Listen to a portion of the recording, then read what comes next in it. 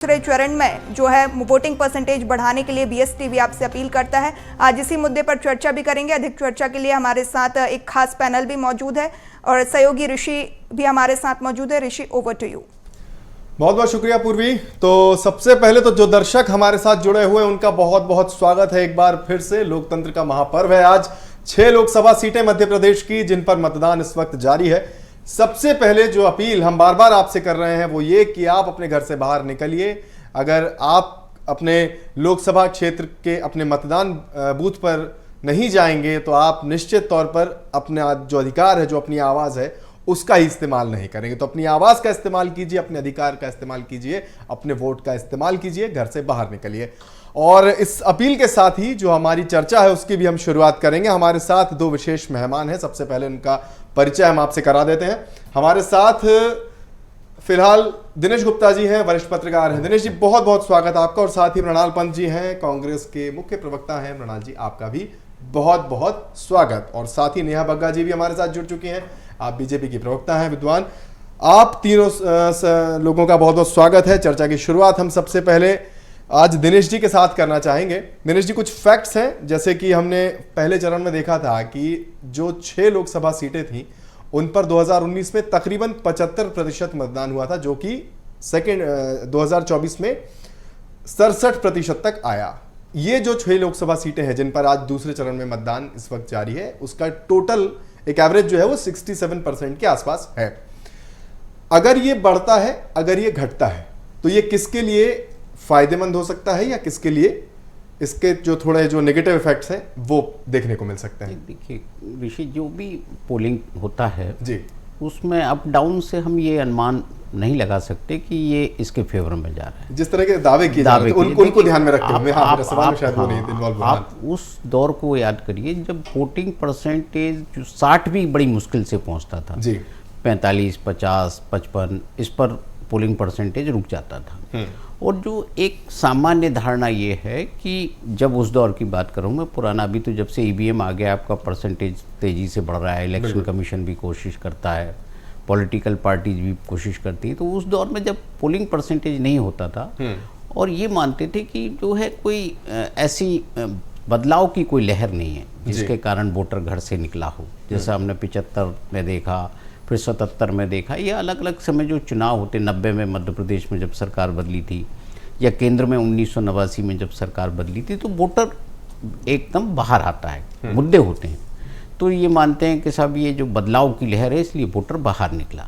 लेकिन आजकल तो वोटर सामान्य उसमें बाहर निकल रहा, तो कोई उससे ये नहीं कह सकते कि ये बदलाव के लिए बाहर निकला या सरकार को बनाए रखने के लिए वो बाहर निकला है। तो जो परसेंटेज है वो एवरेज रहता है। देखिए, एक चीज़ हो सकती है कि यदि हम पिछले साल से कुछ कम हो परसेंटेज, तो लोगों को लग रहा हो कि नतीजों के बारे में जब लोग जानते हो उनको लग रहा है कि यहाँ यही नतीजा आने वाला है, हम जाएं या ना जाएं। पार्टियां तो यही जोड़ कर देखती हैं। तो वो उसके कारण कई बार ये होता है कि परसेंटेज थोड़ा सा डाउन हो जाता है। और फिर जो लोकल कंडीशन कैसी है, किस तरह से कोई कई बार होता है, नोटा भी हमारे यहाँ दिया हुआ है लेकिन इसके बावजूद लोग सोचते हैं कि कैंडिडेट ठीक नहीं है। अलग अलग कारण होते हैं। अभी जो कहा जाता है कि शादियों का सीजन, लगभग आप देखिए जब भी हमारे यहाँ चुनाव होते हैं इसी सीजन में होता है, शादियाँ होती हैं, गर्मी का मौसम। गर्मी का मौसम। आप 2019 की परिस्थिति ये थी, जो सर्जिकल स्ट्राइक के बाद जो चुनाव हुआ था, एक माहौल था, ये कह सकते हैं हम, इस बार वो माहौल नहीं है, जो कि लोगों को लगे कि नहीं, हमें तो इस बार जो है सर्जिकल स्ट्राइक पर या मोदी जी के चेहरे पर वोट देना है। तो इस बार जो चिंता भाजपा की ज़्यादा है, वो चिंतित है क्योंकि उसके लिए मार्जिन वोट चाहिए। चलिए इसी बात के साथ नेहा जी के पास चलते हैं। नेहा जी, इसी सवाल के साथ आ रहे हैं आपके पास कि चिंता आपकी ज्यादा है या नहीं है? ऋषि जी, भारतीय जनता पार्टी 24 घंटे 365 दिन जनता के समक्ष रहती है। कांग्रेस की तरह चुनावी मेंढक बन के चुनाव में बाहर नहीं निकलती पॉलिटिकल टूरिज्म के लिए। और जनता इस बार मोदी जी की गारंटी पर वोट दे रही है। जिस तरीके से हम देख रहे हैं, चाहे मोदी जी की गारंटी देश का विकास हो, सनातन का परचम हो, देश की अर्थव्यवस्था हो या भारत की विश्व में साख हो, अंतिम पंक्ति में बैठे हुए व्यक्ति के लिए जिस तरीके से मोदी जी ने काम किया है। 55 साल कांग्रेस रही, पर आप देखिए शुरुआत कहां से करनी पड़ी, महिलाओं के लिए इज्जतघर शौचालय उपलब्ध कराने से, नल के माध्यम से जल उपलब्ध कराना हो, नारी शक्ति जैसा वंदन अधिनियम जो ठहरा हुआ था उसको पूर्ण करना, 370 धारा हटाना, प्रभु श्री राम का भव्य दिव्य मंदिर बनाने की बात हो, या फिर जो हम अभी भी अपने मैनिफेस्टो में लेकर आए हैं यूसीसी लागू करना, जिसकी शुरुआत उत्तराखंड से हो गई है। तो छोटी छोटी जरूरतों से लेकर देश की जो आर्थिक मजबूती है या देश की जो रक्षा के तौर पर जो मजबूती है, बॉर्डर्स की मजबूती है, उस पर भारतीय जनता पार्टी ने बहुत करीब से काम किया है। दूसरी तरफ कांग्रेस का मैनिफेस्टो आप मुझे बताइए कि जिस दिन से कांग्रेस की स्थापना हुई है आज दिनांक तक गरीबी हटाओ का नारा देते रहे, पर गरीब हट गया, कांग्रेस पार्टी फल फूल के प्रफुल्लित होती रही एक तरीके से। आज भी जो मैनिफेस्टो लाए हैं, जो इनकी विदेशी मानसिकता है उससे दूर नहीं हट पा रहे। जहां पर वाटर मैनेजमेंट की बात करते हैं तो वहां पर न्यूयॉर्क की बफेलो रिवर की फोटोग्राफ लगाते हैं, और जो राहुल गांधी जी का फेवरेट डेस्टिनेशन है थाईलैंड, एनवायरमेंट क्लीननेस पे थाईलैंड की पिक्चर लगाई जाती है। खड़गे जी जब मैनिफेस्टो लेकर आए और उसकी घोषणा कर रहे थे तो उन्हें कहना पड़ा कि भैया थोड़ी तो ताली बजा दो, जबकि कांग्रेस पार्टी के प्रमुख चेहरे वहां पर बैठे हुए थे मैनिफेस्टो लॉन्च में, और उन्होंने कहा कि एक सुई इस भारत में नहीं बनती थी, सब कुछ जो है नेहरू जी इंदिरा जी की देन है। जो हमारा देश बहुत अच्छे से जानता है कि किस तरीके से हमारे देश का हमेशा से गौरव रहा है, और आज मोदी जी ने लगातार आगे बढ़ाने का थोड़ा सा लंबा डिटेल में हो गया, हम लौटेंगे आपके पास। हम मृणाल जी का एक रिएक्शन ले लेते हैं, बहुत देर से वेट कर रहे हैं। मृणाल जी, देखिए बहुत सारी बातें हमारे साथी प्रवक्ता ने की जो भारतीय जनता पार्टी की हैं। पहले तो मतदान वाली बात, अब बीजेपी कहेगी कि अपनी तरीके से, कांग्रेस अपनी तरीके से कहे, वो ठीक नहीं है। मैं समाजशास्त्र का विद्यार्थी रहा हूं, तो दो तीन और जो अन्यत्र कारण हो सकते हैं उसकी तरफ भी आप लोगों का ध्यान आकर्षित करना चाहता हूं जी। पहले कम वोटिंग का एक कारण यह भी हुआ करता था कि आम आदमी सोचता था कि दिन की मजदूरी न चले जाए, इसलिए वोट करने न जाना बेहतर है। मेरा सवाल, क्या बड़ी संख्या में निम्न आय वर्ग का व्यक्ति आज वोट करने इसलिए नहीं जा रहा कि वो वापस 10 साल पुरानी स्थिति में चला गया है कि उसको अपनी एक दिन की रोजी की फिक्र है और वो वोट करने नहीं जा रहा? दूसरा सवाल, इतनी सारी बातों के बाद भी क्या वोटर को इस बात का डर है कि मैं वोट करने जाऊंगा और उसके बाद मेरे बूथ का परिणाम खुलेगा और मेरे बूथ का परिणाम किसी पार्टी के पक्ष में गया, किसी पार्टी के खिलाफ गया, उसकी प्रतिक्रिया क्या होगी? क्या मेरा परिवार सुरक्षित रहेगा? क्या मुझे प्रताड़ित तो नहीं किया जाएगा? क्या ये डर तो नहीं है कि मतदाता वोट देने नहीं जा रहा? तीसरा सवाल, क्या कुछ विशेष क्षेत्रों में अलग अलग कारणों से पैसे बांटकर, शादियों की जबरदस्ती की बारात में लोगों को भेजकर मतदान करने से रोका गया है? ये व्यावहारिक राजनीतिक कारण है जिसे हिंदुस्तान के आम मतदाता को, लेखकों को, बुद्धिजीवियों को समझना चाहिए, और इस चुनाव में ये ज्यादा मौजूद है। देखिए, मैंने कांग्रेस बीजेपी की बात नहीं की है, मैंने जो होता है समाज में उसकी बात की है। दूसरी बात, अब जो हमारी साथी प्रवक्ता ने बहुत सारी बातें कही, नेहा जी, बड़ी बड़ी बातें फिजूल हैं। इसलिए फिजूल हैं कि शौचालय पहले भी बनते थे, लेकिन आज भी बहुत सारे लोग अपने घर में शौचालय नहीं बनाना चाहते, घर से दूर शौचालय बनाना चाहते हैं। पहले बनते थे, सामुदायिक बनते थे, आपने उस शौचालय को केवल घर में लाने का काम किया है, योजना के स्वरूप को बदला है और खूब ढिंडोरा पीटा है। योजना पहले भी थी।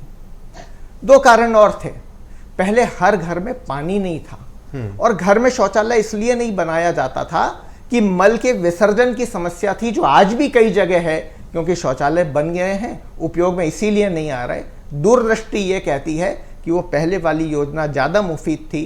पहले आपको पानी की व्यवस्था करनी थी, फिर शौचालय की व्यवस्था करनी थी। आपकी सरकार ने गलत काम किया, पानी आज तक नहीं आया है, आपने शौचालय बना दिए। इसी को नीति कहते हैं, इसी को निर्णय कहते हैं। देश के संसाधनों का सही उपयोग करने की प्रक्रिया इसी को कहते हैं। बहस लंबी हो जाएगी, आज ये बहस का मुद्दा नहीं है, आज बहस का मुद्दा मतदान का मुद्दा है। मैं यहाँ आपको रोकने जाता था, और चूंकि ये बात जो एक यहाँ पर थी कि वोटिंग प्रतिशत और वाली, हाँ नेहा जी, मैं देख लिया आपको जी। नेहा जी, पहले आपकी प्रतिक्रिया लेते हैं, फिर मैं दिनेश जी के पास जाऊंगा। पहले एक छोटी सी प्रतिक्रिया दी नेहा जी।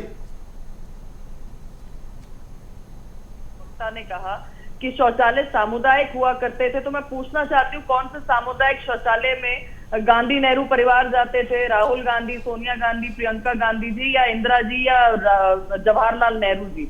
यही मूल अंतर है। गरीबों को जो साइड करने का काम, जो उनको मुख्य धारा में लाने का काम, जो उन्हें सम्मान से जीने का अधिकार कांग्रेस अरे मोबाइल पे फोटो भी दिखा दीजिए। अमित शाह जी कल सुबह मुरैना के कौन से शौचालय में गए?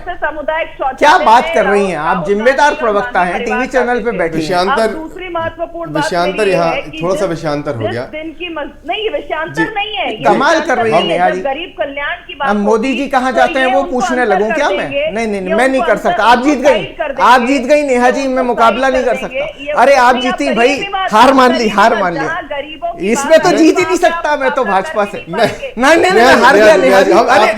आपकी बात को कंटिन्यू, आप जीत गई, मैं हार गया। दूसरे सवाल के साथ आपके साथ कंटिन्यू। ना मैं इतना नीचे गिर ही नहीं सकता। आप जीत गई, आप जीत गई, हम समान सभी समान। आप जीत गई नेहा जी, आप नहीं जीत गई। सामुदायिक शौचालय की अरे मान लिया नेहा जी, आप जीत गई, क्यों झगड़ रही हैं?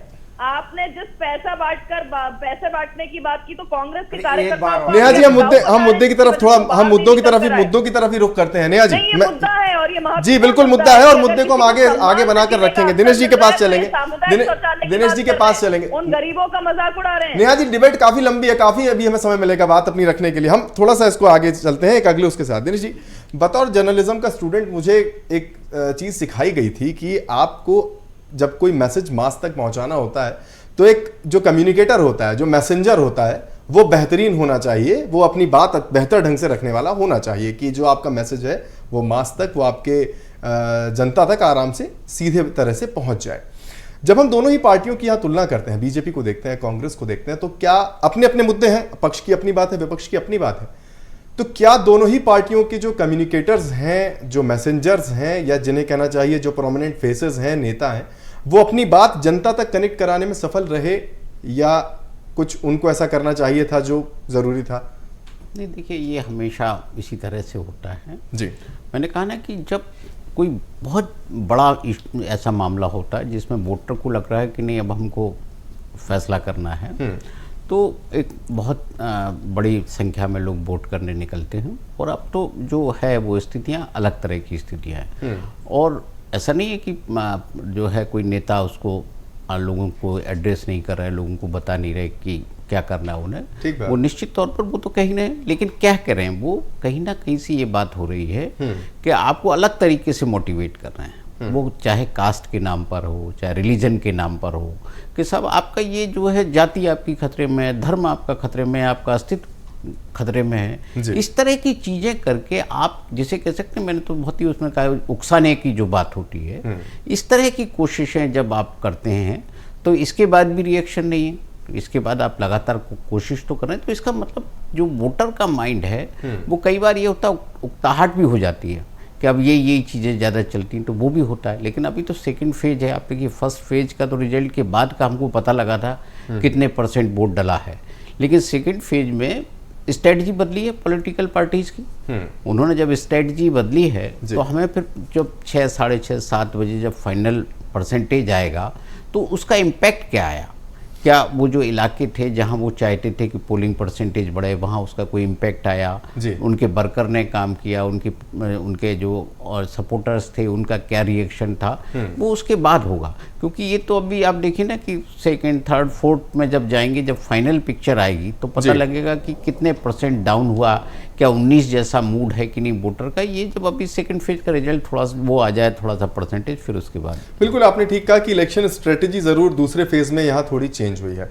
नेहा जी, इसी सवाल के साथ में आऊंगा आपके पास कि जब पहले चरण का आप बीजेपी जो प्रचार कर रही थी वो थोड़ा सा कुछ अलग था, मैं बहुत डिटेल में नहीं जाऊंगा, सांकेतिक शायद काफी होगा। इस बार कुछ आपने स्ट्रेटेजी बदली है, तो उसका कुछ क्या कारण वोट % था, या आपको लगता है कि इन सीटों पर ये जरूरी है?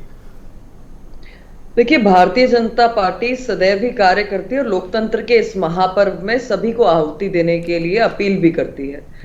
कांग्रेस के कितने लोग आपको दिखे?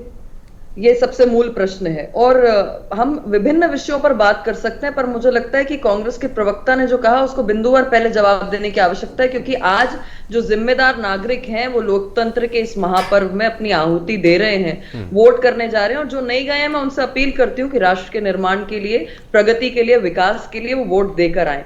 कह रहे थे कि दिन की मजदूरी ना चले जाए इसलिए लोग वोट नहीं करते थे। मतलब कांग्रेस के प्रवक्ता ये मान रहे हैं ना कि किस प्रकार से गरीबी हटाओ का नारा दे रहे थे पर गरीबी हटा नहीं पा रहे थे। आज मुख्यधारा में लाने का काम नरेंद्र मोदी जी ने किया है। फिर कह रहे थे कि मतदाता जो है वो डरा हुआ है और पैसे बांटे जाते हैं। तो कमलनाथ जी के करीबियों के खूब वीडियोज आए, कांग्रेस के नेताओं के खूब वीडियोज आए, कहीं शराब बांटते हुए, कहीं पैसा बांटते हुए, कहीं आंसू बहाते हुए। इसकी आवश्यकता क्यों पड़ी अगर 55 साल वाकई काम किया था आपने? और कांग्रेस अपने कार्यकर्ताओं को बिकाऊ क्यों मानती है कि पैसा बढ़ गया और इसलिए उनके कार्यकर्ता या उनके वोटर्स बाहर नहीं निकल कर आ रहे हैं? ये कांग्रेस की जो पेसिमिस्टिक सोच है उसके कारण वो पिछड़ती जा रही है। भारतीय जनता पार्टी अपने विकास के एजेंडे को लेकर जन जन तक जा रही है, चाहे वो महिलाओं का उत्थान हो, चाहे युवाओं को मुख्यधारा में लाने की बात हो, चाहे जो 11वीं अर्थव्यवस्था कांग्रेस पार्टी छोड़ के गई थी उसको 5वें स्थान पर लाने की बात हो, और तीसरे का लक्ष्य अब मोदी जी ने रखा है। तो निरंतर विकास ही एक भारतीय जनता पार्टी की स्ट्रैटेजी है, और अपील है कि इस विकास को निरंतर चलाने के लिए, पिछड़ों को मुख्यधारा में लाने के लिए भारतीय जनता पार्टी और विकास वाली, राष्ट्रहित वाली सरकार को वोट करें। जी ठीक है, इस पर रिएक्शन हम लेंगे। मृणाल जी, 1 मिनट के लिए बस आपको रोकना चाहूंगा, दर्शकों तक कुछ सूचना पहुंचानी है, पहले हम वो पहुंचा दें। महिला कांग्रेस की राष्ट्रीय अध्यक्ष और स्टार प्रचारक अलका लांबा छत्तीसगढ़ दौरे पर हैं, और इस बीच अलका लांबा ने BSTV से खास बातचीत की है। आपको पहले सुनवाते हैं, फिर हम मृणाल जी के पास लौटेंगे। हमारे साथ महिला कांग्रेस की राष्ट्रीय अध्यक्ष अलका लांबा मौजूद है। आप लगातार प्रधानमंत्री झूठ बोलने के सवाल कर रहे हैं। आप होर्डिंग्स की बात की कि आप रायपुर पहुंचे तो आपने भारतीय जनता पार्टी के तमाम जो धर्म संप्रदाय के होर्डिंग देखे। कांग्रेस पार्टी के कितने होर्डिंग्स आपने देखे? हमारे तो खाते सीज कर दिए गए, 2 चुने हुए मुख्यमंत्री जेल में डाले, कांग्रेस के खातों पर जो है इनकम टैक्स की रेड करवा के झूठे आरोप लगाकर, है ना। हमारे तो पैसा ही नहीं है हमारे पास चुनाव लड़ने के लिए। जिनके पास पैसा है उनके बड़े बड़े कद के होर्डिंग दिख रहे हैं, और एक अकेला आदमी, हाँ, कहाँ है आपके उम्मीदवारों के चेहरे क्यों नहीं लगा रहे? 14 में जब गैस सिलेंडर 400 रुपए था, उसके बाद आज गैस सिलेंडर का जो दाम है वो 1200 रुपए पहुंच गए। फिर भी 2 बार से प्रधानमंत्री बीजेपी की सरकार आ रही है, अब वही जनता उन्हें क्यों एक्सेप्ट कर रही है? क्या खा रही है जनता? अब धोखे में नहीं आएगी। महिला देख रही है कि उसके घर में जो सिलेंडर है वो 400-500 रुपए में नहीं आ रहा, वो 1000-1200 में आ रहा है, इसलिए वो आपको वोट नहीं डालेगी। वो गुस्से में और नाराज बैठी है। ये थी हमारे साथ महिला कांग्रेस की राष्ट्रीय अध्यक्ष अलका लांबा, जिन्होंने कहा कि जब होर्डिंग्स पर सवाल हुए कि पूरे राजधानी रायपुर में एयरपोर्ट से लेकर पूरे शहर भर में भारतीय जनता पार्टी सांप्रदायिकता और तमाम तरह के धर्म जाति के होर्डिंग्स लगाई है, लेकिन इस सवाल पर उन्होंने कहा कि हमारे खाते सीज कर दिए गए। इसका मतलब ये उनका कहना है कि उनके पास जितने भी उनके फंड थे उन्हें सीज कर दिए गए हैं, इसलिए वो होर्डिंग नहीं लगा पाए। उसके साथ ही दूसरा सवाल जो था कि महंगाई को लेकर उन्होंने कहा कि लोगों के साथ झूठ बोला जा रहा है, और झूठ की सरकार जो है वो अब 10 सालों से जो है भारतीय जनता पार्टी की सरकार है, और अब जो जनता है उन्हें इस चुनाव में उनका परिणाम जो है वो दिखा देगी। कैमरामैन जयप्रकाश साहू के साथ अविनाश चंद्रवंशी, BSTV रायपुर। तो सुन रहे थे आप अलका लांबा को, छत्तीसगढ़ के दौरे पर हैं, और BSTV से उन्होंने बातचीत भी की, और एक बड़ी बात ये बोली कि हमारे अकाउंट सीज हैं, इस वजह से हम जो है प्रचार ठीक से नहीं कर पा रहे हैं। नेहा जी की बात, और इस पूरे स्टेटमेंट के साथ हम मृणाल जी आपके पास आना चाहेंगे। देखिए, मैं धन्यवाद दूंगा नेहा जी को। इस बात की बड़ी चिंता है कि कांग्रेस के कार्यकर्ता वोट क्यों नहीं दे आए। ये चिंता लेकिन भारतीय जनता पार्टी के बड़े नेताओं के बयानों में नहीं दिख रही। माननीय गृह मंत्री जी आज सुबह आए, कल रात को आए, बैठक ली कि मतदान प्रतिशत बढ़ाइए। प्रधानमंत्री जी ने पहले राउंड के मतदान के बाद अपना नैरेटिव ही पूरी तरीके से बदल लिया। जो मुद्दे चुनाव में नहीं थे वो नए नए मुद्दे इस चुनाव में आ गए हैं। भारतीय जनता पार्टी को बड़ी चिंता है, होनी भी चाहिए, स्वाभाविक है। लेकिन मैं एक अनुरोध करना चाहता हूँ। देखिए, भारत का चुनाव अब केवल भारत का नहीं रहा। अब अमेरिका में चुनाव होते हैं तो हम अखबारों में पढ़ते हैं ट्रंप ने क्या कहा, बाइडन ने क्या कहा, ब्रिटेन में क्या हो रहा है। ऐसे ही भारत के चुनाव को भी पूरी दुनिया देख रही है। और पहले जब चुनाव होते थे तो हमारे बड़े प्रधानमंत्री पंडित नेहरू, इंदिरा जी, सरदार मनमोहन सिंह, अटल बिहारी वाजपेयी जी भी, नरसिम्हा राव जी और मनमोहन सिंह जी, ये सब क्या भाषण देते थे। दोनों दलों के दल उनको सुनने जाया करते थे। दूसरे देशों के राजनयिक और अखबार उस पर टीका टिप्पणियां करते थे। उससे भारत का एक वैश्विक स्तर बनता था, उससे भारत की प्रतिष्ठा बनती थी। मैं अनुरोध करूंगा माननीय गृह मंत्री जी से और देश के माननीय प्रधानमंत्री जी से, कृपा करिए, देखिए चुनाव आते जाते रहते हैं, कम से कम अपने पद की मर्यादा का ख्याल रखिए, इस देश के गौरव का ख्याल रखिए। लगाइए आरोप, वास्तविक मुद्दों पे लगाइए। कृपा करके ये मत भूलिए कि आपके साथ इस देश का सम्मान जोड़ा है, उसका जरूर ध्यान रखिए। यही हाथ जोड़ के इस छोटे से कार्यकर्ता का विनय है। चलिए ठीक है, आपके विनय के साथ एक सवाल दिनेश जी आपसे पूछ लेते हैं कि लोकसभा चुनाव में स्थानीय मुद्दे काम नहीं करते। कहा जाता है कि जो राष्ट्रीय स्तर के मुद्दे हैं उन पर वोटिंग होती है और जो मतदाता है वो उनको ध्यान में रखते हुए वोट करता है। क्या आपको लगता है कि इस बार मुद्दों पर ठीक से बात हो पाई है कि पक्ष, मान लीजिए बीजेपी की बात कर ले, बीजेपी अपने मुद्दे ठीक से रख पाया या कांग्रेस अपने मुद्दे ठीक से रख पाई? किसके मुद्दे ज़्यादा प्रभावी जनता के बीच है ये तो नतीजे बताएंगे, लेकिन मुद्दे जनता के सामने रखने में कौन ठीक तरह से खुद को पेश कर पा रहा है? नहीं, जनता के मुद्दे रखने का माध्यम क्या होगा ऋषि? कैसे जनता तक मुद्दा पहुंचेगा? सभाओं के जरिए, मंचों के जरिए, मैनिफेस्टो। लगातार आप देखिए कि सारे नेता पक्ष विपक्ष के अपनी अपनी बात रख रहे हैं। ठीक है ना? मुद्दा क्या है इस वक्त? आपको यदि आप भी एज ए जर्नलिस्ट हम स्टूडियो में बैठे हैं तो आपसे पूछा जाए कि इस वक्त सबसे बड़ा मुद्दा इन लोगों की बातों में क्या आया उभर के, तो मुझे लगता है जो अभी मृणाल बोल रहे थे कि आप जो है उस तरह की बात न करें जिससे जो है हमको चुनाव के बाद थोड़ी सी दिक्कत हो। देखिए एक इकोसिस्टम ऐसा हो गया है कि कहीं ना कहीं जो बात हो रही है वो ये हो रही है कि एक धर्म के लोग वो इस इलेक्शन, उनके खिलाफ पूरा माहौल है। देखिए ये निश्चित तौर पर ये कम से कम जो सरकार में पार्टी होती है, सरकारी पदों पर जो लोग होते हैं, इनका कम से कम ये तो जो इस देश में है एक वर्ग के खिलाफ आप बोलकर क्या करना चाहते हैं, है ना? ये इससे माहौल निश्चित तौर पर खराब होता है। ये ऐसा नहीं है कि नहीं होता, इससे आपको वोट मिल जाएगा, आपका एक सेट वोट है वो तो मिलता ही है। 370 का वोट अलग होगा, 3 तलाक का वोट अलग होगा, ऐसा तो नहीं है। ये कॉमन वोट है, चाहे वो राम मंदिर पे ले लीजिए, चाहे 370 पे ले लीजिए, चाहे आप 3 तलाक पे ले लीजिए, यूसीसी पे ले लीजिए, किसी पे भी ले लीजिए। लेकिन मुद्दा क्या है? जो मुद्दा आम आदमी का मुद्दा है, आप जो देश का मुद्दा भी हो सकता है। आप वंदे भारत चला रहे हैं, बहुत अच्छा काम कर रहे हैं। लोगों की ज़रूरत क्या है? लोगों की ज़रूरत वंदे भारत है या एक एक्सप्रेस या जो मेल ट्रेन होती है उसमें जनरल कोच है। हमारी भारत की अर्थव्यवस्था क्या इतनी सुदृढ़ हो गई दुनिया की तीसरी अर्थव्यवस्था के बावजूद? क्या हमारा जो 80 करोड़ का जो 5 किलो का अनाज लेने वाला जो कंज्यूमर है, या से आप उसे वोटर कह सकते हैं, वो इतना सक्षम हो गया कि वो वंदे भारत में बैठ सकता है, वो सुपर फास्ट ट्रेन में बैठ सकता है जी?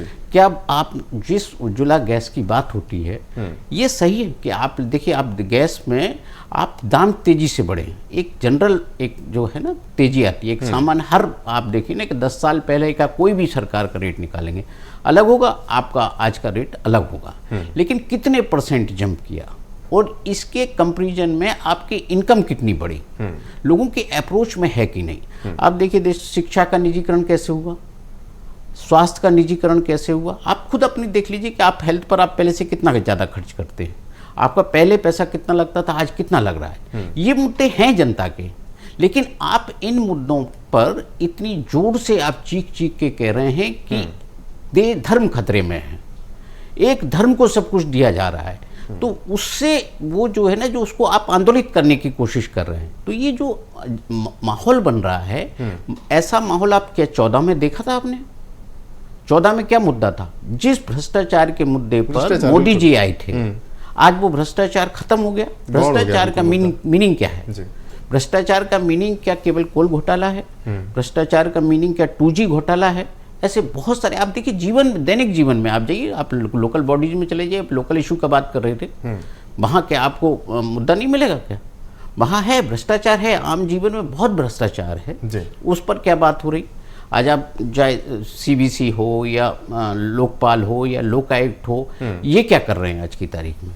ठीक बात इनके तो ये संविधान की बात कहाँ से हो रही? आप इनको संस्थागत तौर पर इनको आपने एक तरह से कहीं ना कहीं वो इंडिपेंडेंट नहीं है आज। नेहा जी, इन्हीं सारी चीज़ों के साथ आएंगे आपके पास कि क्या वो सारे मुद्दे आपने उस तरह से रखे हैं जनता के सामने जैसे रखे जाने चाहिए थे, या कुछ और मुद्दे सामने रखे? कि आप दिनेश जी की बातों को सुनकर क्या कहेंगे? देखिए, मैं दिनेश जी की बातों से सहमत हूँ और इसीलिए प्रश्न ये बनता है कि आज से पहले भी हो सकता था कि 40 किलोमीटर प्रतिदिन सड़कों का निर्माण हो, पर अब हो रहा है। आज से पहले भी हो सकता था कि 12 किलोमीटर प्रतिदिन रेलवे का इलेक्ट्रिफिकेशन हो, पर अब हो रहा है। आज से पहले भी हो सकता था कि जनधन खाते प्रत्येक नागरिक को मिल जाए, पर अब हो रहा है। डिजिटल इंडिया जिसका मजाक कांग्रेस पार्टी ने बनाने का प्रयास किया, आज उसको विश्व लोहा मान रहा है।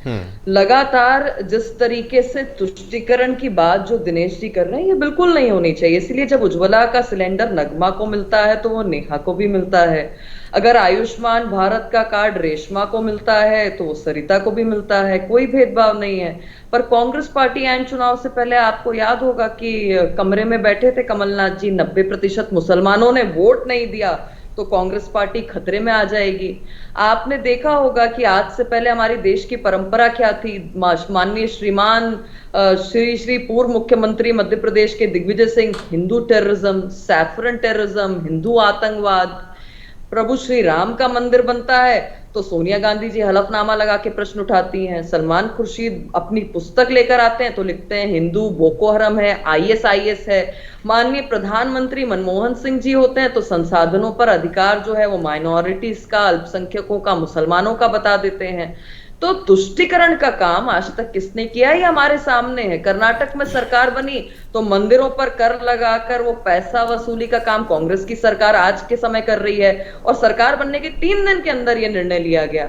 उसी प्रकार से जिस तरीके से कांग्रेस पार्टी बाटला हाउस एनकाउंटर में आंसू बहाती है, उस समय बहाए थे क्या जब इंदिरा गांधी जी ने गौसेवकों की हत्या करवाई थी? उस समय बहाए क्या जब नहीं, इस पर आपत्ति है नेहा जी, एक बार पुनर्विचार कर लीजिए। तो ये लगातार किसके बारे में कह रही हैं आप? इंदिरा गांधी जी ने किसकी हत्या कराई थी? रोती रही और बाटला हाउस एनकाउंटर में बेचारे शहीद हो गए। ये कांग्रेस की तुष्टीकरण की नीति पुरानी नहीं है, नई है। मुसलमानों को रिजर्वेशन दे रहे हैं, उनकी बात सुन लेते। मैं बता रही हूँ, मैं उस पर आ रही हूँ दोबारा। जो गौ सेवकों पर गोली चलाने का काम साधु संतों पर इंदिरा गांधी ने किया, ये कड़वा सच है इस भारत का, और ये इंदिरा गांधी जी उसके लिए जिम्मेदार हैं। सोमनाथ मंदिर में जीर्णोद्धार हो रहा था, टेलीकास्ट बंद करने का काम राष्ट्रपति का जवाहरलाल नेहरू ने किया। तो ये आज की नहीं, कांग्रेस का जिस दिन से स्थापना हुई है, आज प्रभु श्री राम का भव्य दिव्य मंदिर बना, कांग्रेस पार्टी ने सीधे सीधे उसमें जाने से इनकार कर दिया।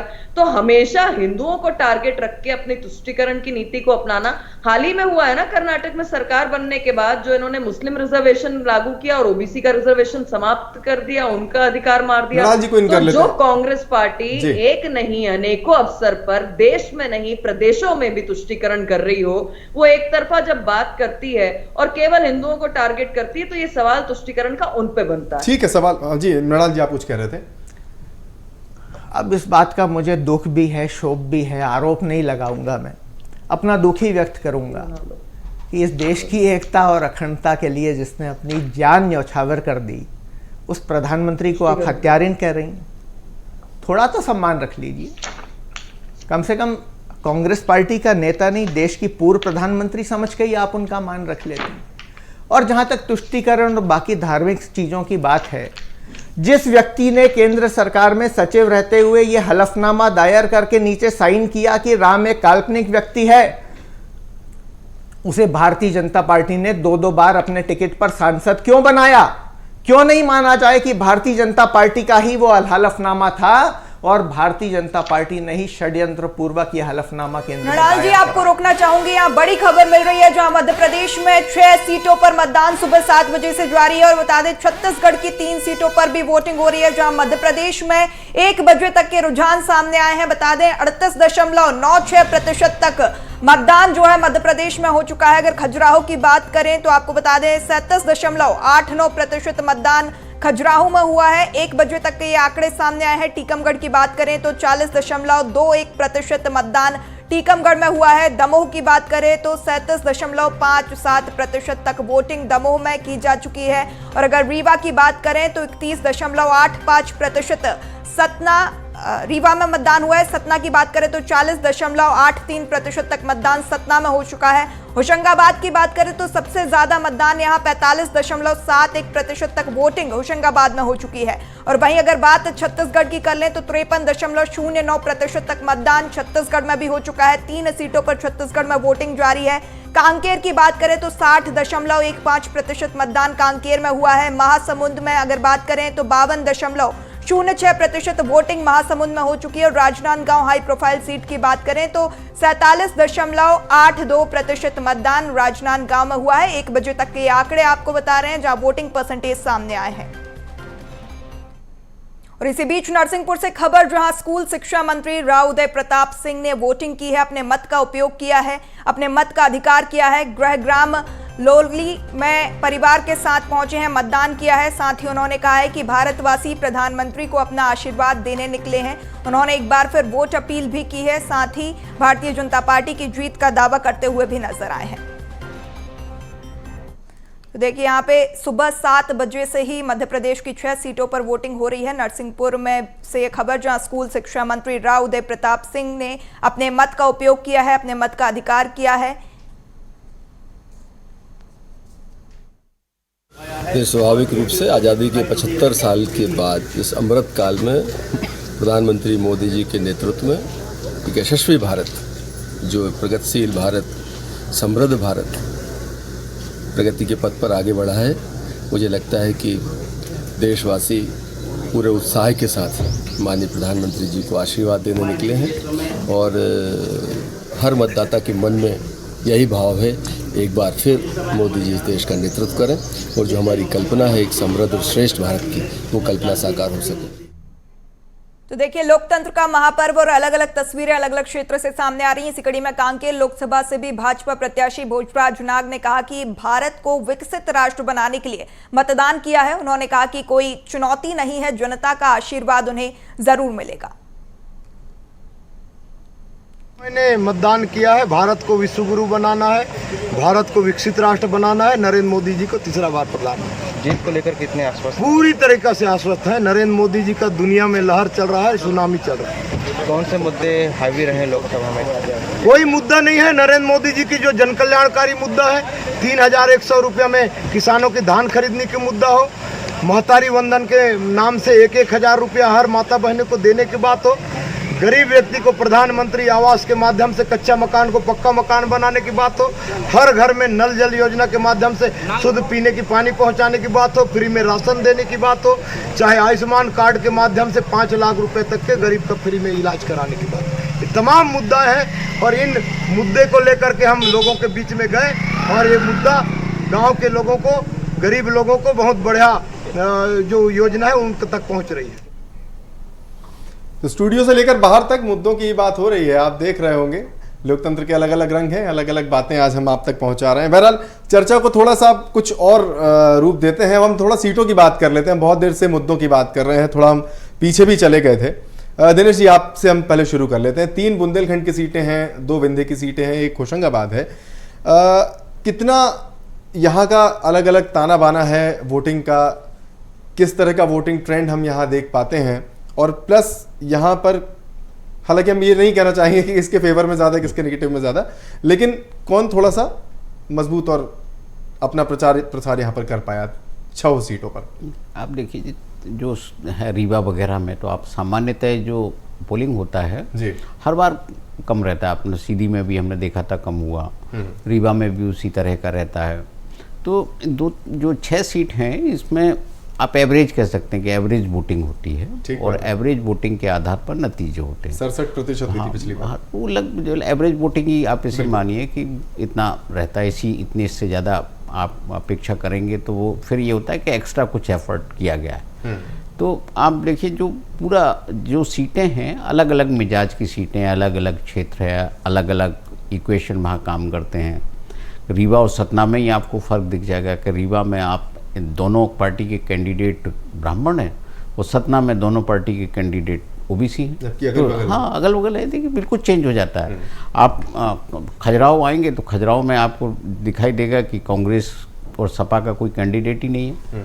वो वहाँ जो है, जो भारतीय जनता पार्टी है वो एक तरह से वॉक ओवर जैसी स्थिति में अपने आप को पा रही है, तो उसे वॉक ओवर मिला हुआ। लेकिन जो कैंडिडेट है, एक कैंडिडेट है जिस पर इंडिया गठबंधन ने उस पर जो एक सपोर्ट दिया है, तो वो है वहाँ। आप होशंगाबाद आते हैं तो बिल्कुल कल्चर बदल जाता है, क्योंकि वहाँ समृद्ध किसान है। नर्मदा के किनारे, नर्मदा की पट्टी पे आप देखेंगे कि बिल्कुल अलग तरह का नतीजा होता है। जैसे सतना में हमने एक बार देखा था कि बहुजन समाजवादी पार्टी के कैंडिडेट ने एक साथ 2 पूर्व मुख्यमंत्रियों को हरा दिया था। तो अर्जुन सिंह होशंगाबाद में भी हारे थे, अर्जुन सिंह सतना में भी हारे थे। तो आप देखिए कि इत्तेफाक से दोनों सीटों पर एक साथ चुनाव है। यहाँ का दोनों का वोटर आप अलग जो है, इनका मूड रिजल्ट एक जैसा है, लेकिन मिजाज दोनों के अलग अलग आपको देखने को मिलते हैं। तो आप कोई भी सीटें जाइए, उसकी एक सीट से दूसरे पे नहीं कह सकते आप। लगातार जैसे मध्य प्रदेश को हम देखते हैं, आप 2009 के नतीजे छोड़ दीजिए, जब 12 सीटें एक लंबे समय के बाद कांग्रेस पार्टी को मिली थी, लगातार तो भारतीय जनता पार्टी जीतती आई है। 4 सीट 5 सीट कभी कांग्रेस जीत जाती है।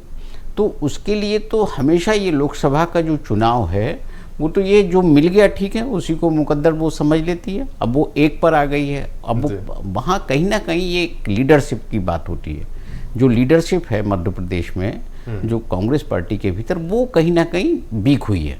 अन्यथा आप देखिए कि 84 तक तो आप ठीक थे, उसके बाद अचानक आप कमजोर होते जाते हैं। ये बड़ा फैक्टर है। बिल्कुल दिनेश जी, आपने बहुत ये ऐसी बात बोली है जिस पर चर्चा होनी भी चाहिए। और मृणाल जी, मैं आऊँगा आपके पास इसके साथ कि लीडरशिप थोड़ी सी कहीं कमज़ोर है, क्योंकि अगर आप देखें तो हिस्ट्री पे ही जाएं, पिछले 3-4 लोकसभा चुनाव वो कमबैक हो नहीं पा रहा है जो जिसकी ज़रूरत लग रही है शायद। अब आपके प्रश्न का जवाब दूं उससे पहले बस एक मिनट मुझे दीजिए, तो पुरानी वाली बात जी बिल्कुल आप कनेक्ट कर लेता हूं। मुझे इस बात का बड़ा आश्चर्य हुआ कि प्रधानमंत्री जी ने अरुणाचल में, मिजोरम में भारतीय जनता पार्टी की जब सरकार बनी तो प्रधानमंत्री जी ने मुख्यमंत्रियों को बधाई दी, और उनके शपथ ग्रहण समारोह के बाद जो पार्टी आयोजित हुई उसमें गाय के मांस से बने हुए 2-2 तरह के व्यंजन परोसे गए। मुझे बड़ा आश्चर्य हुआ कि जिस व्यक्ति को गृह राज्य मंत्री बनाया, उसके घर में गृह राज्य मंत्री बनाए जाने की पार्टी हुई तो गाय काटी गई और उसके व्यंजन परोसे गए। मुझे बड़ा आश्चर्य होता है कि जो सबसे पसंदीदा मंत्री स्मृति ईरानी जी थी, उनकी बेटी ने जब गोवा में अपना रेस्टोरेंट खोला तो उसमें गाय और सुअर के मांस जो है खुलेआम बेचे जा रहे थे, और टीवी में उसकी कहानियां चलाई जा रही थी कि कितना बढ़िया व्यंजन बना है, टॉप रेस्टोरेंट है गोवा का। नेहा जी, हम इन बातों में नहीं पड़ना चाहते। मुझे गाय की बिल्कुल चिंता नहीं है। मुझे चिंता उन 40,000 लोगों की है जिनको अकेले इंदौर में 1 साल में काटा गया है कुत्तों द्वारा, और 30 करोड़ रुपए सरकार के उनको रेबीज का टीका लगाने में खर्च हुए हैं।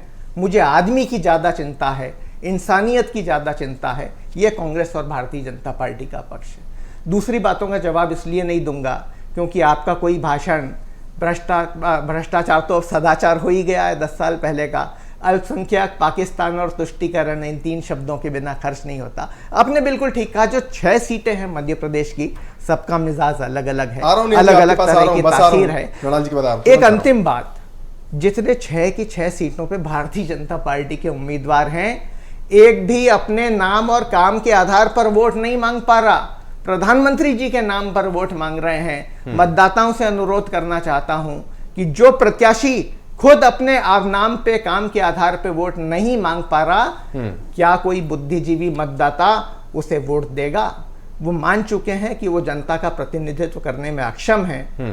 कृपा करके अपने मताधिकार का इस्तेमाल करते हुए इस बिंदु को भी ध्यान में रखें। ठीक है, हालांकि मेरा सवाल आपसे ये था कि कांग्रेस कमबैक क्यों नहीं कर पा रही पिछले कुछ लोकसभा चुनावों से। हम आएंगे इसके पास इस सवाल के साथ। और नेहा जी, आप कुछ शायद कह रही थी जी। देखिए, कांग्रेस के जो ढोंग और टूल किट एजेंडा है वो बहुत तेजी से काम करता है। राहुल गांधी तो सड़क पर खड़े होकर बीफ सामने कटवाते हैं, ये हमने खुद देखा है अपने यूथ कांग्रेस के अध्यक्ष के साथ में। ये जो स्मृति ईरानी जी की बेटी पे इन्होंने आरोप लगाया है ना, ये इंडिया टुडे और तमाम सारे फैक्ट चेक हैं जिसमें कांग्रेस पार्टी के नेता ने जो टूल किट एजेंडा चलाया था, क्षमा मांगी है भाई साहब। आप यहाँ बैठ के जो झूठ परोस रहे हैं, ये तमाम मीडिया एजेंसीज हैं, और मैं आपके समस्त दर्शकों से कहूंगी कि उसको गूगल पर डालिए, जो अभी मृणाल जी ने यहाँ पर झूठ परोसने का काम किया, क्योंकि कांग्रेस की सच्चाई यही है। अभी नवरात्रि के समय राहुल गांधी जो है उस इंडिया अलायंस के साथ बैठे थे जहां पर मच्छी परोसी जा रही थी, मीट परोसा जा रहा था। तो मैंने देखा नहीं, मुझे भी मिला दीजिए, कहां रहता है भाई? बैठे हुए थे, गणेश जी विराजित थे, तो राहुल गांधी और प्रियंका गांधी मीट बनाने की रेसिपी ले रहे थे लालू प्रसाद यादव जी से। तो ये कांग्रेस की सच्चाई है। कांग्रेस जिस तरीके से तुष्टीकरण को अपनाती और झूठ परोसती है, ये पूरी देश की जनता जानती है। और मैं कहूंगी कि फिर से सब कोई गूगल करें कि राहुल गांधी को मीट की रेसिपी और प्रियंका गांधी को मीट बनाने की रेसिपी पवित्र नवरात्रि के पर्व में और गणेश चुनाव और मुद्दों की भी बात करिए ना नेहादी, हो गया ये तो थोड़ा हैरान हूं कि हम अरे अब ये चुनाव के पहले की बात का नाम लेके जो झूठ परोस रहे थे, अब मुंह पे टेप लग गया कि नहीं, दही जमी की नहीं आपके? क्योंकि यही कांग्रेस की सच्चाई है, यही राहुल गांधी और कांग्रेस पार्टी का चरित्र है जो तुष्टीकरण को ये लोग अपनाते हैं। हम आपके जवाब के लिए आए थे नेहा जी आपके पास। जी चलिए, अच्छा हुआ आपने दही का जिक्र किया। इस गर्मी में दही की सबको जरूरत है। थोड़ा दही पतला करके भी खाएंगे तो राहत मिलेगी गर्मी से, शरीर भी शांत होगा, मन भी शांत होगा, जबान भी शांत होगी। रहे थे वहां पर तेजस्वी, जब राहुल गांधी बैठे हुए थे, भूल गए क्या मृणाल जी? तस्वीरें देखना चाहते हैं क्या, किस प्रकार से मटन का स्वाद चख रहे थे आपके राहुल गांधी? चलिए ठीक, हम भोजन की तरफ कुछ और बात कर लेते हैं। नेहा जी, मृणाल जी, मैं अपने सवाल नहीं, मेरे पास थोड़ा सा समय कम बचा, मैं अपने सवाल के साथ वापस मृणाल जी में आऊंगा आपके पास कि कांग्रेस के कमबैक नहीं कर पाने का सीधा सा मांग लीजिए समय रहते। नेहा जी, हम वापस आ गए अपनी उसी पे चर्चा पर कि कांग्रेस के कमबैक नहीं कर पाने का रीजन आपको आत्ममंथन में, आत्मचिंतन में कुछ तो मिला ही होगा। हम चाहते हैं कि उस पर भी थोड़ी सी अब बात हो जाए और उसके बाद फिर जो है कंक्लूजन के लिए हम दिनेश जी के पास जाएंगे। लेकिन पहले इसी सवाल के साथ, मेरा सवाल बहुत देर से अधूरा है। हर राजनीतिक पार्टी के साथ इस तरह का वक्त आता है, उतार चढ़ाव का वक्त आता है, हर देश की परिस्थिति बनती है। हमेशा ये भी नहीं माना जाना चाहिए कि मतदाताओं के मन में किसी पार्टी को लेकर एक स्थायी नाराजगी है। कई बार ऐसा भी होता है और स्वस्थ लोकतंत्र की पहचान भी यह है कि मतदाता नए नए तरह के प्रयोग करना चाहता है, लोगों को अवसर देना चाहता है। ये क्या छोटी बात थी कि कांग्रेस पार्टी को हिंदुस्तान के मतदाता ने इस देश की 50 साल तक सेवा करने का अवसर दिया? अगर प्रयोग करना चाहता है, अगर आप ये स्वीकार कर रहे हैं तो देखिए, जो हो गया उसको तो मतदाता के निर्णय को तो स्वीकार करना ही पड़ेगा ना। हमें और भारतीय जनता पार्टी में तो यही तो अंतर है कि पहले राउंड का मतदान हुआ और उससे कुछ इशारा किसी सत्ताधारी को दल को हुआ, उसे स्वीकार ही नहीं कर पा रहे, नैरेटिव बदलने पर लग गए, मतदान के प्रतिशत को बढ़ाने के लिए न जाने किस किस तरह के उपक्रम करने लग गए।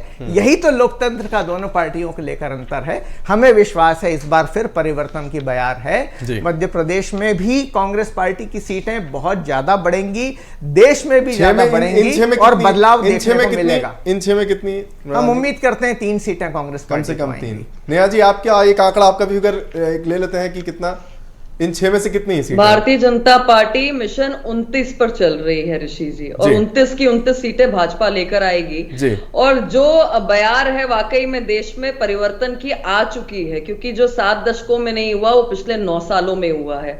8 एम्स कांग्रेस ने 55 साल के राज में दिए, भाजपा ने 15 दिए। 641 मेडिकल कॉलेज कांग्रेस ने दिए थे 55 सालों में, भारतीय जनता पार्टी ने 9 सालों में 700 मेडिकल कॉलेज दिए हैं। उसी प्रकार से 16 IITs कांग्रेस ने 55 सालों में दी थी। 7 जो है नए IITs मोदी सरकार ने दिए हैं। 13 IIM 55 साल में आए थे। आज IIMs की संख्या 7 भारतीय जनता पार्टी की 9 सालों में है। और उसी प्रकार से 723 यूनिवर्सिटी कांग्रेस पार्टी ने दी थी। 396 यूनिवर्सिटीज 9 साल में मोदी सरकार ने दी है। तो वाकई में परिवर्तन की बयार जो है वो चल रही है और चलती रहेगी। ठीक है, हमने आप दोनों लोगों के आंकड़े इसलिए नोट कर लिए कि जिस दिन हम रिजल्ट डे पर बैठे होंगे मैं जरूर ये सवाल आप दोनों से करूंगा, पूछूंगा। दिनेश जी, आपके पास चलते हैं एक कंक्लूजन के साथ कि इस पूरी चर्चा को देखते हुए, इस पूरे नंबर फिगर को देखते हुए, इस पूरे दावे को देखते हुए कि एक तरफ 6 का दावा है, कम से कम 3 का दावा है, क्या एक जर्नलिस्टिक कंक्लूजन आपकी तरफ से? नहीं, देखिए, आप कोई भी प्रेडिक्शंस जो है इलेक्शन में जब तक बहुत आपको दिख नहीं रहा हो कि लहर है या वोटर का वो है, तब तक आप उसको ये कह नहीं सकते कि ये परिणाम आने वाला है। देखिए, हमारे यहाँ तो आप देखिए ना, जो बुंदेलखंड या विंध्य का जो इलाका है वो तो जातिवाद वाला इलाका है, बहुत सारी चीज़ें बैकवर्ड भी वहाँ हैं। प्रधानमंत्री जी बैकवर्ड के हितों पर जिस तरह से कुठाराघात हो रहा है, कर्नाटक के रेफरेंस में वो बात कर रहे हैं, वो इसीलिए तो कर रहे हैं। तो अब किस तरह का माइंड सेट होता है, कुशवाहा किस तरह से करता है, गुर्जर किस तरह से करता है। कल प्रधानमंत्री जी ने मुरैना में बहुत सारे जातियों के नाम गिनाए थे, तो आप इनका रिएक्शन जब रिजल्ट आएगा तब देखेंगे उन्होंने किस तरह से रिएक्ट किया। तो कुल मिलाकर बात इतनी है कि नतीजों का इंतजार रहेगा। बहरहाल चर्चा हम एक बार थोड़ी सी इस पर भी कर लेते हैं।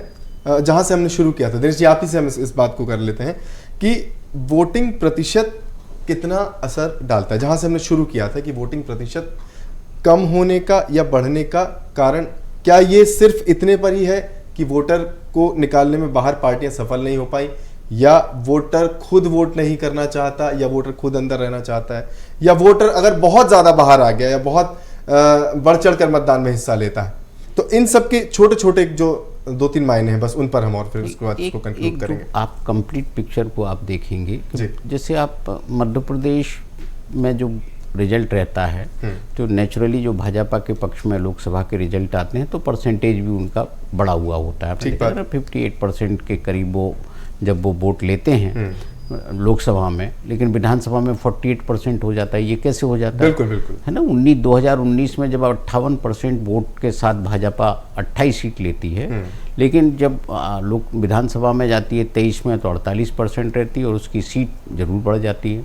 तो इलेक्शन टू इलेक्शन वो चेंज हो जाती है। लेकिन आप देखिए ये सब बात क्यों हो रही है, पूरे जो भाजपा में चिंता का विषय क्यों है?